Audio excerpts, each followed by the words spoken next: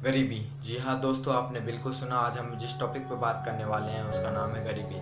मैं और दिनों की तरह मूवीज़ पर या फिर कैसे डाउनलोड करें इस टॉपिक पर वीडियो नहीं बनाने वाला हूँ। आज मैं आपको एक ऐसी आवाज़ सुनाना चाहता हूँ जो आपको दिल को छू जाए, आपको मतलब रोने पे मजबूर कर दे। मेरा मकसद आपको रुलाना नहीं है, पर एक जागरूकता पैदा करनी है। आज मैं नहीं बोलूँगा कि आप मेरे चैनल्स को सब्सक्राइब करें, लाइक करें और व्यूज़ बढ़ाएं। इसमें मैं नहीं बोलूँगा।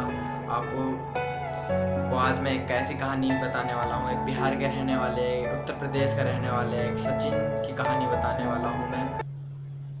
गटर खोलते ही बदबू का भभका नाक में घुसता है।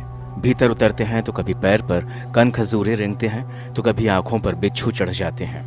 हमारे पास चश्मा, मास्क या दस्ताने नहीं, बस रेनकोट दिए गए हैं ताकि बारिश में भी काम चलता रहे।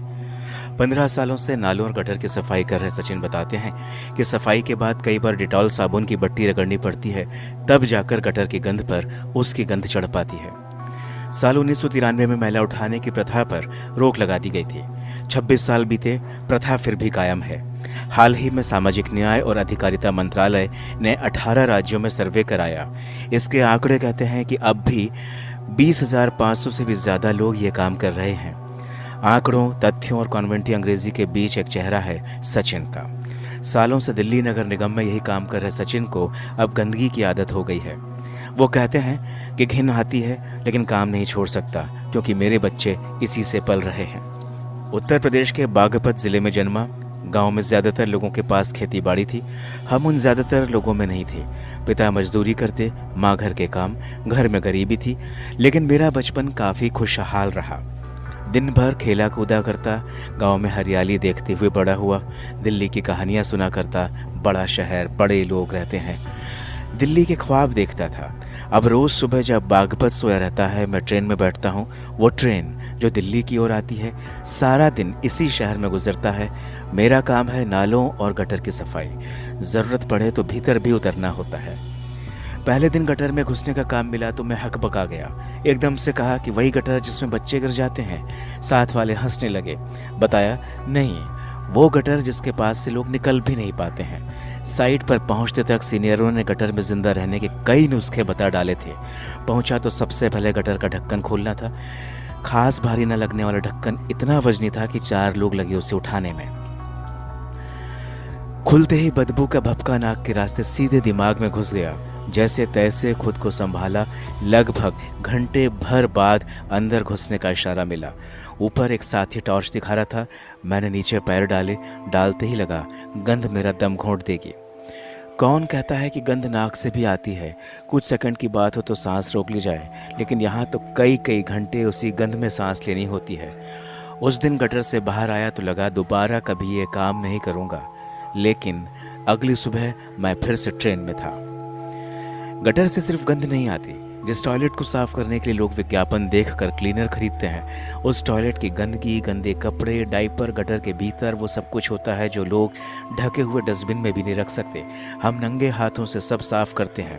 कई बार कहा, लेकिन मास्क, दस्ताने कुछ नहीं मिलते। अक्सर पैरों में कांच के टुकड़े या लोहा या सरिया लग जाता है। जख्मी होकर हम छुट्टी ना करें, इसके लिए गमबूट दिया जाता है। ऐसा गमबूट जो कि कांच लगते ही आर पार हो जाए। एक और चीज़ जो मिली है वो है रेनकोट। लोग अपने अपने घर के दफ्तर की खिड़कियों से बारिश देखते हैं। हम उसी बारिश में गंदे पानी में डूबकर काम करते हैं। इस गटर की सफाई करने में कई कई घंटे और कई बार पूरा दिन भी निकल जाता है। एक आदमी के बूते का काम नहीं, भीतर एक गैस निकलती रहती है जो दम घोंटती है। हमें पारी बदल बदल कर अंदर जाना होता है। ज़्यादा देर भीतर रह जाएं तो सांस रुक जाएगी। काम शुरू किया तो बदबू हर वक्त पीछा करती है। कितनी ही बार रगड़ रगड़ कर नहा लो, लेकिन गंध जाती ही नहीं थी। गटर के भीतर उतरने में आनाकानी करने लगा। डॉक्टर से मिला तो उसने कहा कि थोड़ी सी शराब पी लिया करो, गैस कम असर करेगी। तब तो मैंने हाँ कह दिया, लेकिन कभी हिम्मत नहीं पड़ी। गटर की दुनिया में कई दूसरे खतरे भी हैं। सचिन याद करते हैं कि एक बार काम करते हुए पैरों में सुरसुरी हुई। मैंने दलदल में धंसे हुए ही काम चालू रखा। सुरसुराहट ऊपर की तरफ बढ़ती जा रही थी। देखा तो लंबा सा कनखजूरा मुझ पर रेंग रहा था। चीख निकलते निकलते बची। ऐसा अक्सर होता है कि कभी कनखजूरा, कभी बिच्छू। गटर में कुछ भी हो सकता है। कॉकरोचों की तो पूरी फौज रहती है जो ढक्कन खुलते ही बिलबिलाते हुए आप पर टूट पड़ते हैं। पहले पहले घिन होती है, अब बस शरीर को झटका देता हूँ और काम चालू रखता हूँ। घर से निकलता हूँ तो साथ में खाने के डिब्बे के अलावा कपड़ों का एक जोड़ा, डिटॉल साबुन की टिकिया और डिटॉल की शीशी साथ होती है। सफाई के साथ 3 बार साबुन रगड़ कर नहाता हूँ, तब साफ कपड़े पहनता हूँ। गटर की गंध का तो नहीं पता, लेकिन डिटॉल की गंध मुझे हर वक्त आती है। सचिन या उनके साथियों को उन आंकड़ों से सरोकार नहीं जो कि लच्छेदार लहजे में बताते हैं कि गटर में घुसकर कितनी मौतें हुई। वो कहते हैं कि गटर से जिंदा लौटना सबसे बड़ी बात है। कितनी बार सरिया लग चुका है, कांच तो आए दिन चुभता है, आंखों में जलन होती है, इतनी तीखी जलन कि रात भर सो नहीं पाता। दम घुटता है, पेट खराब रहता है, उल्टियाँ होती हैं, बुखार आ जाता है। कम उम्र में ही मेरे साथियों को धुंधला दिखने लगा है, जोड़ों में दर्द रहता है, कईयों को कई बीमारियां लग गई हैं। डर लगता है मेरा बच्चा तो अभी सिर्फ 3.5 साल का है। बेहद सफाई पसंद सचिन से आप कभी दिल्ली की सड़कों पर मिलें, नए फैशन के कपड़ों में सजे तहजीबदार सचिन को देखकर यकीन नहीं होगा कि यह गटर साफ कर सकता है। खुद सचिन कहते हैं कि कई बार हिम्मत छूटने लगती है, काम छोड़ने का मन बना लेता हूँ, फिर बीवी बच्चे का ख्याल आ जाता है, रुक जाता हूँ। कभी न कभी तो हमारे भी दिन बदलेंगे। मृदुलिका झा की रिपोर्ट। उम्मीद करता हूँ दोस्तों आपको हमारी वीडियो पसंद आई होगी। ये एक आवाज़ थी जो कि एक जागरूकता फैलाने वाली आवाज़ थी।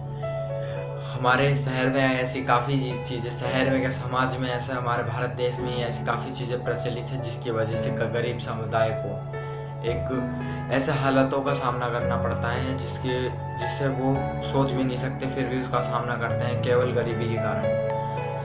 अब लोग इसको भेदभाव, छुआछूत की तरह ज़रूर देखते हो, पर आपको विचार बदलना पड़ेगा। इसलिए हमारा काम है केवल जागरूकता फैलाना, हमारा काम किसी को रुलाना नहीं है। अगर आपको वीडियो पसंद आई तो लाइक करें, नहीं तो आप इसे डिसलाइक भी कर सकते हो।